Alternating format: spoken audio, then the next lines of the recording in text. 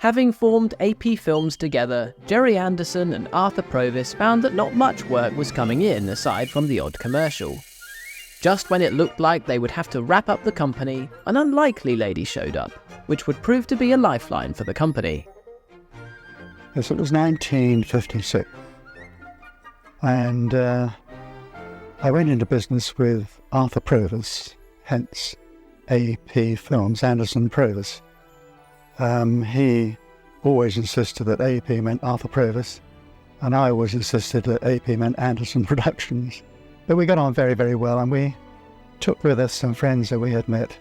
Reg Hill, brilliant guy, and John Reed. And then we had a ludicrous situation where we were going out to work as technicians in order to earn enough money to pay the office rent. But finally, and just as we were about to close the company, a woman by the name of Roberta Lee turned up on the doorstep and said, I've got 52 15-minute scripts here for a children's series to be called The Adventures of Twizzle. Would you do them? Well, of course, the answer had to be yes. One day Roberta Lee turned up, I honestly don't know from where, saying she'd heard we'd made this thing and she wanted this puppet thing made. She was a rich lady and a bit out of our league, really. But she was a great taskmaster, used to try and force us to do everything as cheaply as possible. And Roberta Lee really knew nothing about films whatsoever, and we knew nothing about her, but we took the job on at a very, very reduced rate. It was unbelievably cheap. I don't know how we did it, quite honestly. I don't think we paid ourselves anything, hardly. Just enough to eat on, you know. It was then that she said, and they're to be made with puppets. Well, my heart sank. No, it wasn't going to be a major feature film, it was going to be a kids' series with puppets. But nevertheless, it paid the rent. And that's really what started me on the route to make the puppet films that I'm now known for. Roberta was quite difficult to deal with, mainly because she learned very quickly. Because when you write for a puppet show, you can't say, I walked in and I picked up this plate, because you can't do that. You have to cut away all the time and you have to write with a certain technique. And she got a lot better, but to begin with, it was absolutely agony re-editing and rewriting everything. Because puppets can't do a thing, they can't walk, they can't do anything. And so it has to be all by association, really, or cutaways or voice-over. The character was a little guy who could twizzle his arms. In other words, he could extend his arms and legs. And so that if he wanted to take a box of chocolates from a very high shelf, he would twizzle his legs and grow taller, and then his arms would grow and he would be able to get the box of chocolates. You know, really deep drama this was, but it was for little kids, and the show was really quite successful. I think the important thing about that show was I had never seen a puppet in my life. When our first puppeteer, Christine Glanville, came in and brought one of her puppets along, it was made of paper mache with a very rough finish. The eyes were painted on, the mouth didn't move. The only way that you would know the character was speaking was you'd have to jerk its head, you see. So when Twizzle was talking, he would do that. And then when the next character was talking, they would nod their head up and down. And I was quite disgusted with these things, and I thought, how the hell am I going to make decent movies like this? I said to Christine, how do you normally work these things when you operate on a film? And she said, oh, it's very simple. Get a sheet of hardboard, you see, 8 feet by 4 feet, put it in front of you, and on that you paint the scene, you know, a few trees and a hedge, and then you put props like a couple of flower pots maybe and a watering can, and then I stand behind this sheet of hardboard, put my hands over the top, and operate the puppet. And I thought, God, I mean, this is just awful. I mean, how am I going to ever face my friends in the film business? Don't forget, during the 50s, puppet shows like Muffin the Mule and Flower Pot Men set the benchmark for much of children's television. But when Gerry and Arthur set out to make The Adventures of Twizzle, Gerry was determined to make the series the best he possibly could, and this led to some significant innovations. The first thing I decided to do was to build a bridge over the set and put the puppeteers up on the bridge. This meant that we were able to lower the puppet into a three-dimensional set, a miniature movie set, in other words. Problems, yes. Puppeteers now looked down and they couldn't see the puppets' faces. And so when the character turned to the left to talk to that guy, the head would swing straight past, you know. And so we tried all sorts of things. Mirrors. Well, the image went the wrong way for the puppeteer. You know, they would move the puppet this way and they would see the image move that way. The mirrors reflected the lights onto the set. When the camera tracked in, of course, the whole image was lost. So we tried putting arrows on top of the puppet's head to point out to the puppeteer overhead which way they were facing, and that worked reasonably well. And then one day somebody came in trying to flog me an industrial television camera. It just so happens that that man was Joe Dunton, who's very famous in the business now and is an expert on all things to do with cameras. But it occurred to me that we could use that TV camera, and we bought one, and we mounted it behind the cine camera so that the TV camera was looking through the viewfinder and produced a picture of what the camera was filming. The quality was utterly appalling, but nevertheless they could just about see what was going on. We reversed the TV picture so that when the puppeteers turned their character to their right, then on the screen the image also turned the same way. It was during this production that one key player, crucial to Gerry Anderson's future success, would arrive: the musical composer Barry Gray. Well, I was introduced to Gerry by, shall we call, a third party. I had done some arrangements and compositions for Decca record company, which she was associated with, and she also wanted to produce a small twee children's puppet series which she'd written, and as Gerry Anderson just had his AP Films company at this time,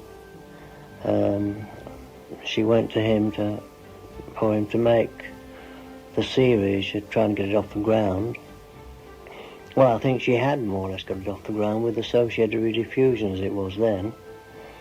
And when it came to music, she said she would like me to do the music. It was actually, in this particular instance, it was the musical direction and arranging. A solicitor friend of hers, who was an amateur musician, had written sort of little themes for these were children's sort of things. So it was really virtually putting these into shape and doing the musical direction and the arranging. And this is how I met Gerry. I did the first session with Gerry, for Gerry, shall we say. That was The Adventures of Twizzle. I got the tunes just hummed, I don't think whistled, but hummed on a tape recorder, which were accredited as being compositions of this friend of this lady's, but I had to put them in shape and arrange them for the orchestra and conduct the sessions on both those two series. That was The Adventures of Twizzle and Torchy the Battery Boy.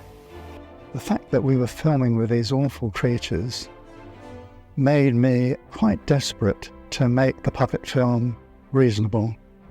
And from there on, of course, I just introduced innovation after innovation. As a potential movie maker, I couldn't get excited over Muffin the Mule or the Flower Pot Man. But Twizzle was a little bit more advanced. Torchy, Torchy.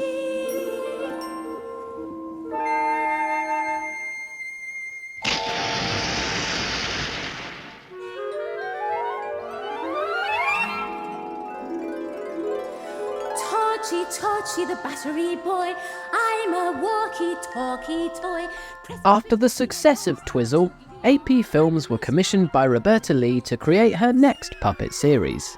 It was during this that the first special effects shot of a rocket launch lit the fuse towards the explosions we would see in later series and come to associate with a Gerry Anderson production. Roberta Lee, who financed Twizzle, asked me to make a new series she'd invented called Torchy the Battery Boy.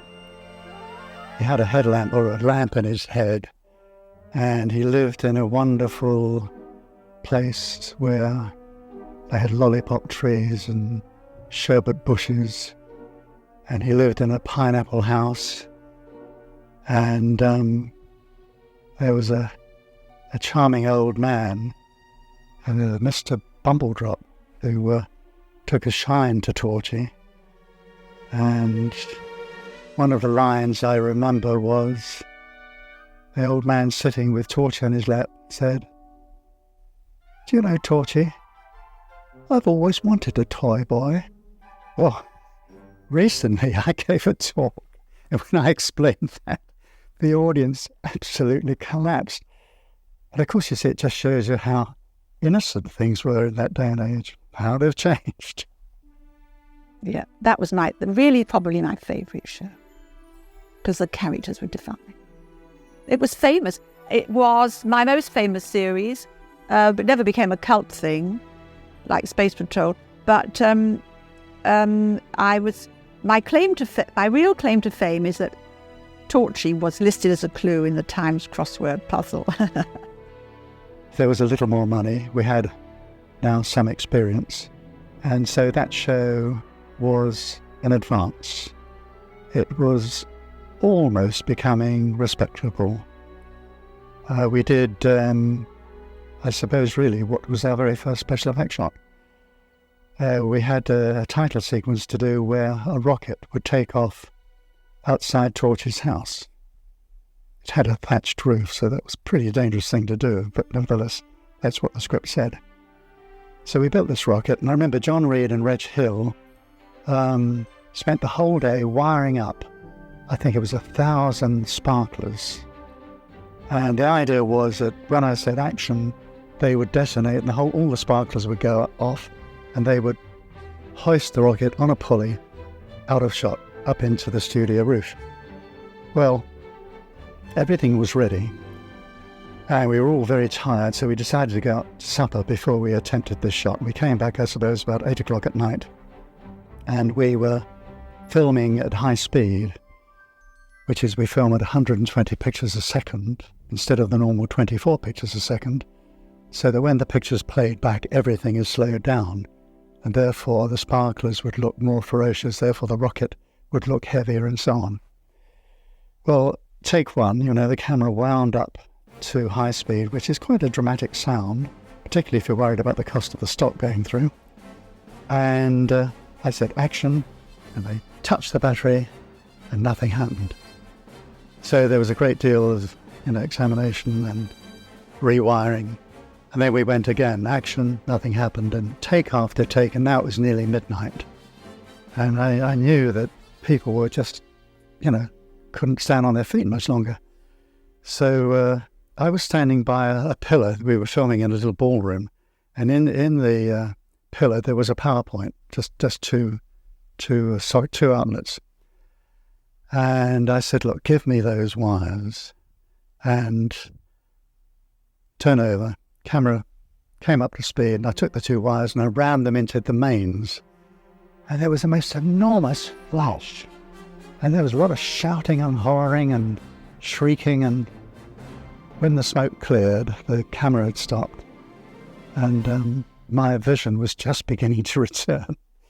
And there, dangling in the roof, was the rocket. And yeah, it did work. But so the second 26 of Torchy was made by somebody else. I wanted to make it. I said to Gerry, don't let's split up. I'll make that and you carry on with what you're doing.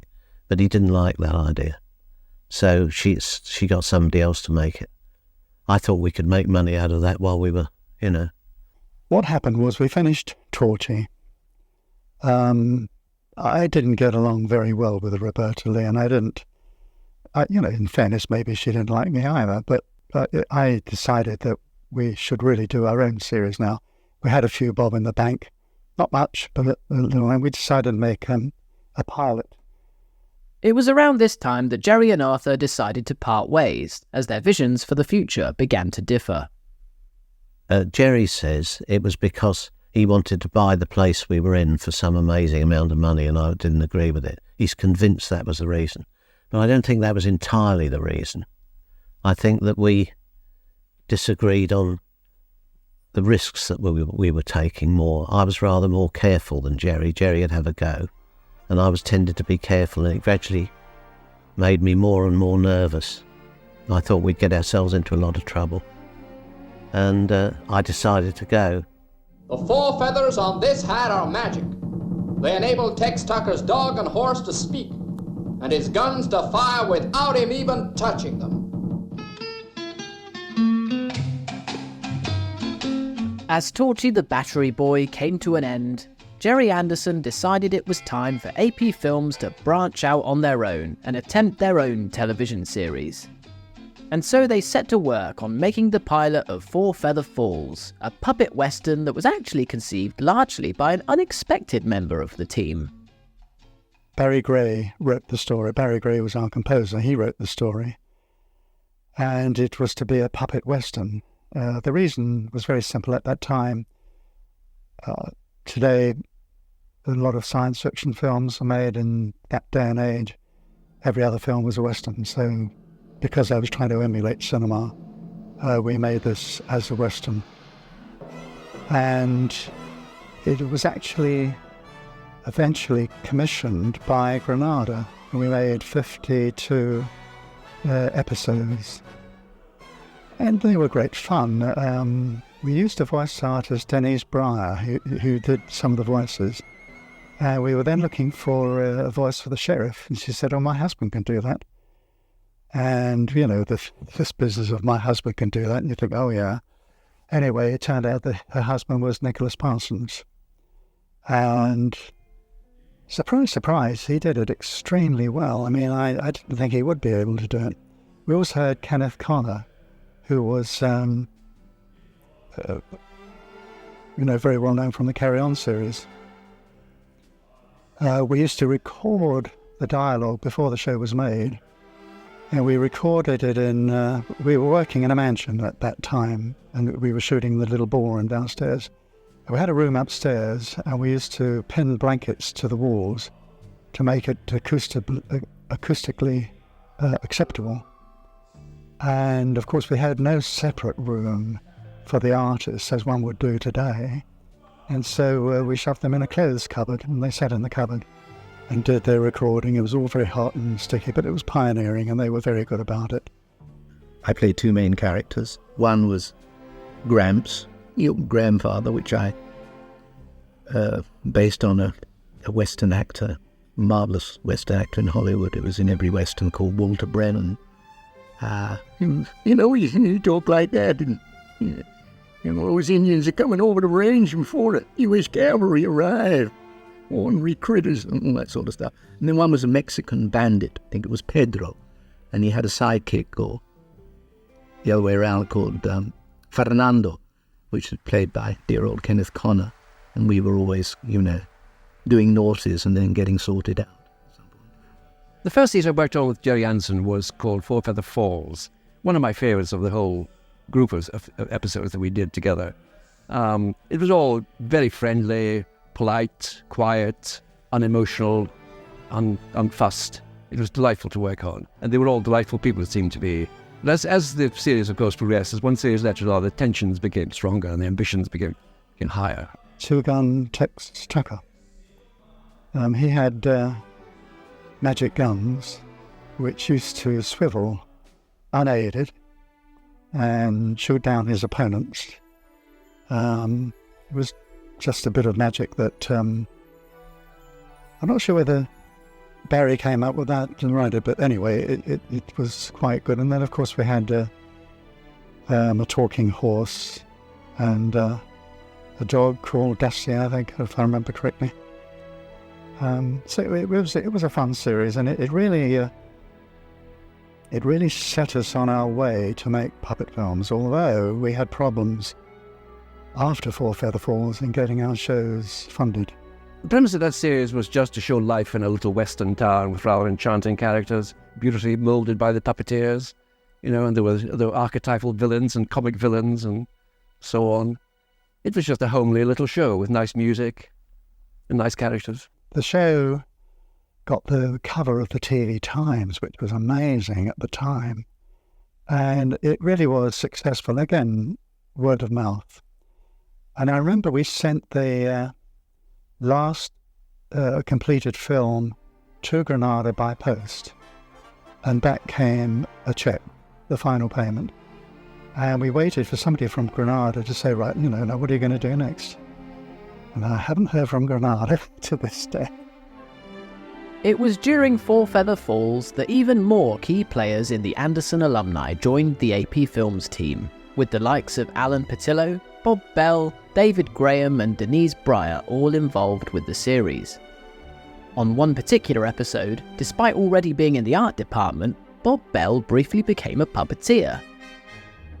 When they had these cowboys on set, there were about 3 or 4 main characters, and that's all there was room for up on the bridge where the puppeteers operated. But there came scripts that spoke about posses, and that meant like 3 more horses and 3 more puppeteers on the top. And there weren't a number of puppeteers available, so anybody who was not doing anything went up on the bridge and became a puppeteer. In my imagination, I was another cowboy in the posse, So I was up there holding these damned wires, and we're all getting in each other's way, and in the end it was like a cat's cradle in that children's game where all the wires got crossed over and nobody knew who was pulling what, and God knows what the puppets were doing on the stage. I'm sure it was something rude, but that's what used to happen. But it was great fun for us. Gerry kept looking at his watch, seeing how much money we were spending, and we'd go and do the take again, but eventually we got something on tape and the editors did the rest. Four Feather Falls really began to ramp up the quality of work produced by AP Films, as more ambitious characters, sets and filmmaking techniques entered the fold. One improvement began with the strings for the puppets. On Four Feather Falls, we had moved from carpet thread that was used to control the first puppets that we made to very, very fine fishing yarn that we used. But of course you could still see the wires. I call them wires, I mean the threads very, very clearly, and I thought they looked awful. At a later time we then switched to very, very fine wire. It was drawn to 0.05 of an inch thick. And even finer wire was used to control the arms. But still, we could see them. Not a great deal, but we could see them. They were, first of all, they were being steel, they were shiny.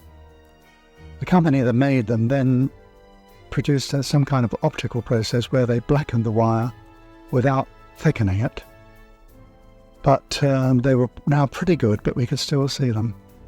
And so at the beginning of each scene, let's say there were 4 puppets in the shot, each with 8 wires, right? So 32 wires coming down into the shot.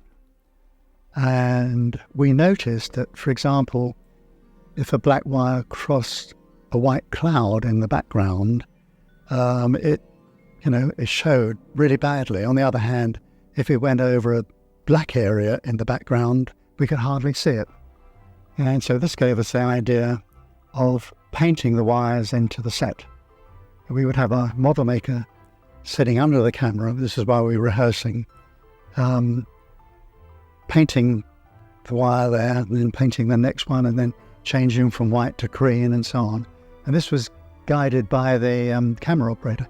Of course, if you walked onto the set, you wouldn't be able to see the wires from that distance. You just saw this guy seemingly painting fresh air. And I mean, this helped enormously. But not without problems. The puppeteers were working overhead, which meant that it was fearfully hot up there. They had to hold the puppets at arm's length, because this is where the way they would operate them. And they used to have to hold them there while these wires were painted. And then when their arms were breaking and shaking, we would then go for the take. So it was an extremely difficult procedure.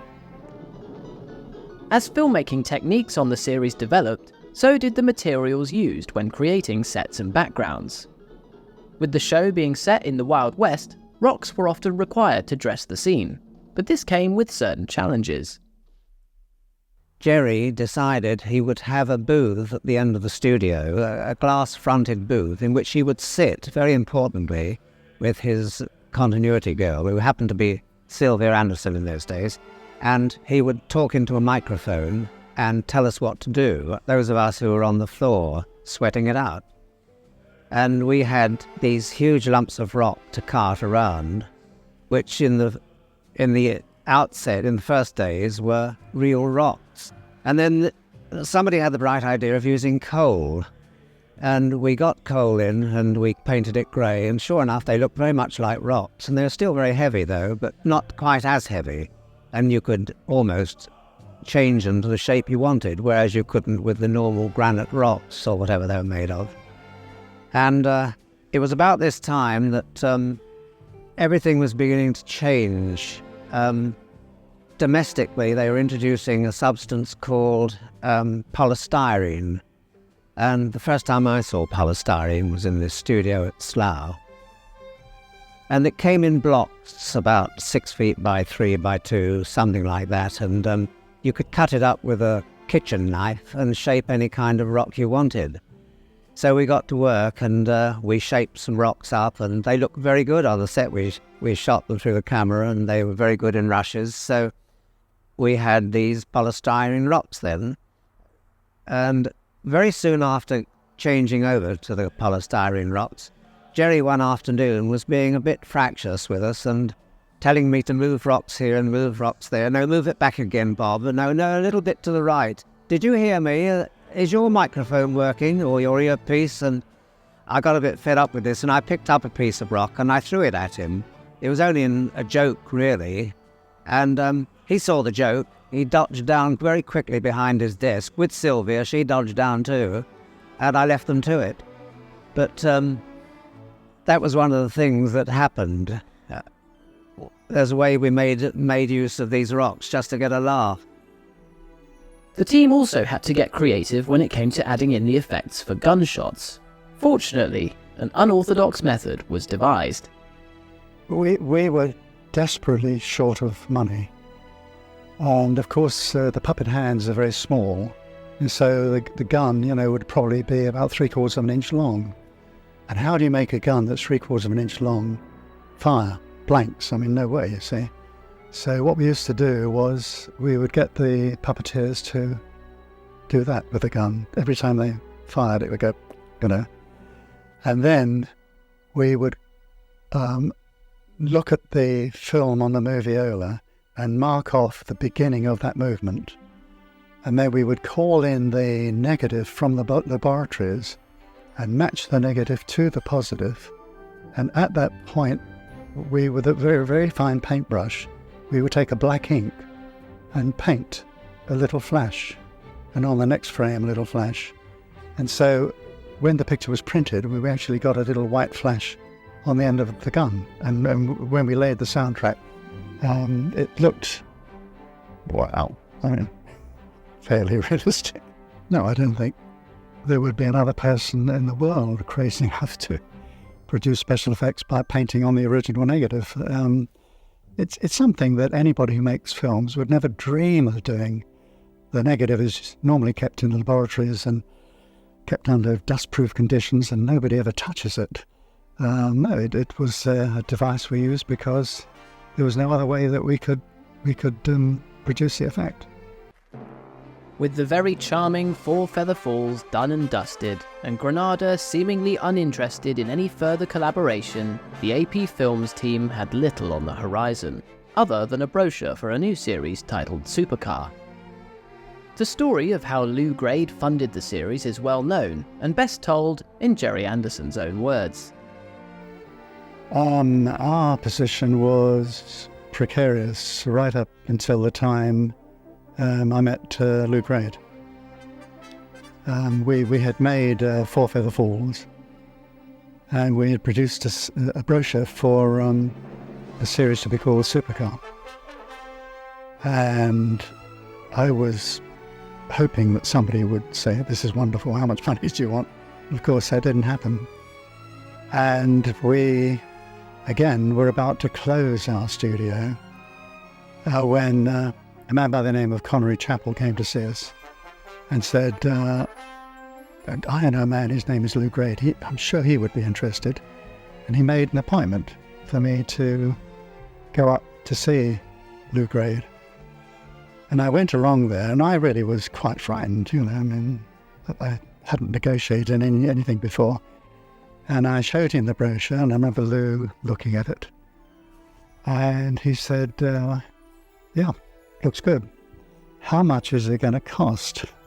Well, I don't know what the cost was that I submitted to him, but let's say it was something like £3,000 an episode. I remember Lou slammed the desk with his fist. Frightened the living daylights out of me. And he said, "I can't possibly afford that sort of money for a children's show." And then I think he must have seen that I looked very frightened. And so he then became very kind and said, Look, Gerry, I'll tell you what you do. Let me see, the time now is 5 o'clock. Go back to the studio, come back tomorrow morning and tell me you've cut that price in half, and I'll give you a contract for 26 shows." Well, I raced back to the studio and told them, and they said, "Well, it's impossible." And I was like, I know, but we've got to do it somehow. So we stayed up all night, cutting every single item as much as we dare. And then as dawn broke, we were saying things like, "Do you think the crew really need 3 cups of tea in the day? Maybe we can just cut it down to 1 in the morning, and that way we will save on milk." Well, I was in my car going back to Lou. I had failed. We had cut a third off the budget. And I went up, and I was nearly in tears. I'm sure I was smelling like a polecat. I hadn't shaved, been up all night, And I said, "I'm terribly sorry, but there's no way we can cut it in half. But we've managed to cut off a third." And Lou said, "Okay, just one moment." And then he opened a door about 6 inches and mumbled something.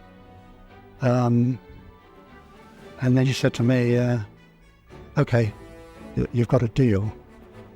That door, I don't want to be unkind to Lou because I can't prove this, but years later, I thought I saw him open the same door and get his coat. But, it's something I can't be sure of. But I walked to the door, and I suddenly thought, we haven't got any money, we've got to take on a crew now and start work. Could you give them a delivery date, So I turned back and I said, "Mr. Grade, would you mind letting me have a letter of intent?" And he said to me, "Let me just tell you something." He said, "My word is better than any legal contract. Get out of here and start making the series." And indeed, it proved to be absolutely true. 4 days later, we got a very fair agreement, which we signed. And that was the beginning of the long association.